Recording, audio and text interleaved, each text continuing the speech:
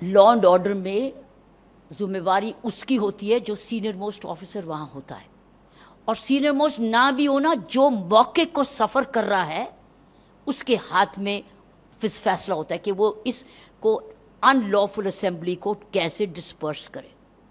वो तो कई बार अपने सीनियर का ऑर्डर की भी नहीं वेट करता। होम मिनिस्टर तो बहुत दूर की बात है। जब अनलॉफुल असेंबली होती है, स्टाफ बिखर जाता है, प्लाटून्स बिखर जाते हैं।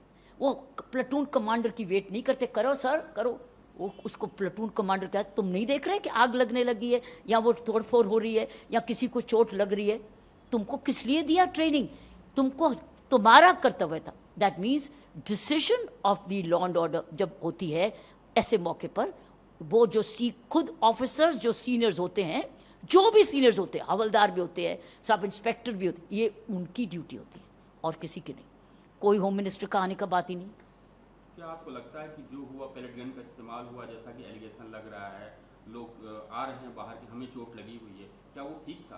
क्या बिना प्री इंफॉर्मेशन के या प्री डिप्लॉयमेंट से पहले एक ड्रिल किया जाता है, बताया जाता है आपको क्या करना है क्या नहीं, ऐसा हुआ? ड्रिल ट्रेनिंग में होती है। स्टैंडर्ड ऑपरेटिंग प्रोसीजर जो वेपन्स की वो ट्रेनिंग में होती है, और फिर उसकी डिप्लॉयमेंट होती है। लेकिन किस तरीके से इस्तेमाल है, कब इस्तेमाल है, ये उसकी ट्रेनिंग की काबिलियत है। और वो सिचुएशन की बात है कि सिचुएशन कहाँ से है।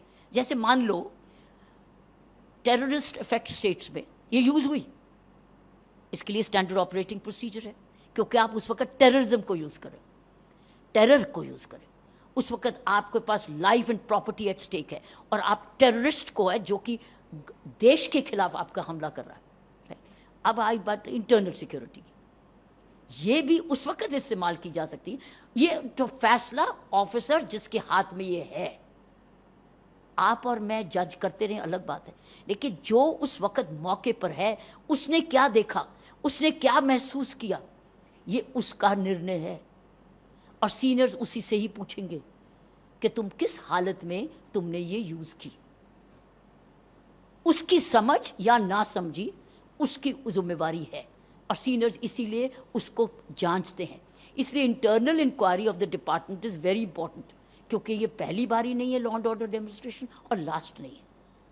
और ये वेपनरी अनऑथराइज्ड नहीं है, इसके स्टैंडर्ड ऑपरेटिंग प्रोसीजर्स बने हुए हैं, और ये ऑपरेटिंग है। ये आरटीआई लगा के पूछ लीजिए एसओपी क्या है, टेररिस्ट इफेक्ट स्टेट में क्या है, और नॉन टेररिस्ट इफेक्ट सिचुएशन में क्या है। ये एसओपी बने हुए हैं, ट्रेनिंग भी दी जाती है, इसीलिए तो वेपन है, इसलिए एमुनिशन है। लेकिन वो सही इस्तेमाल हुआ या दुरुपयोग हुआ, ये तो इंक्वायरी इंटरनल ही बताएगा, और हर सीनियर ऑफिसर जरूर जानना चाहेगा ये गलत इस्तेमाल हुआ या सही।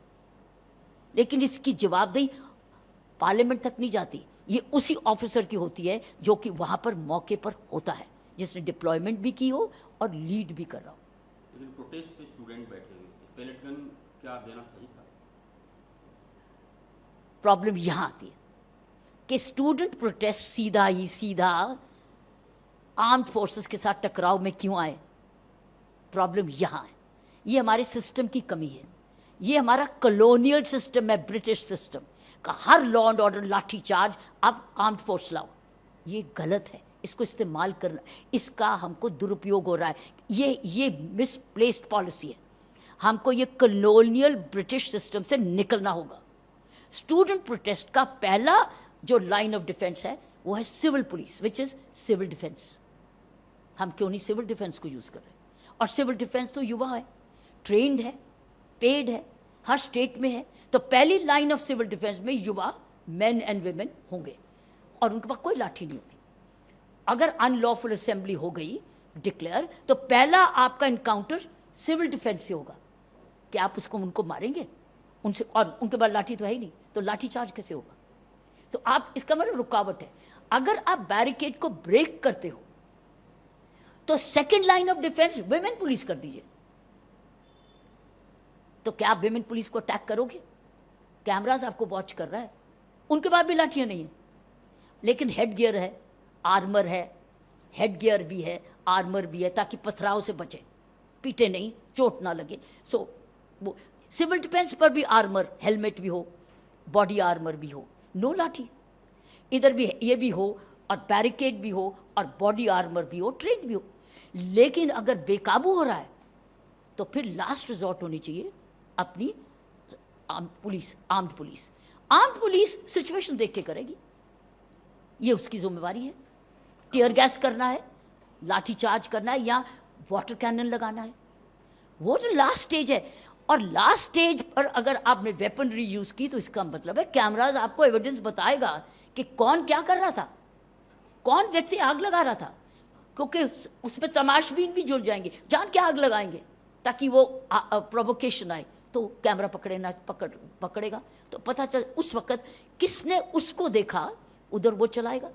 तो आपने तो मैंने नहीं देखा, बाद में वो तो सिर्फ कैमरे नहीं देखा।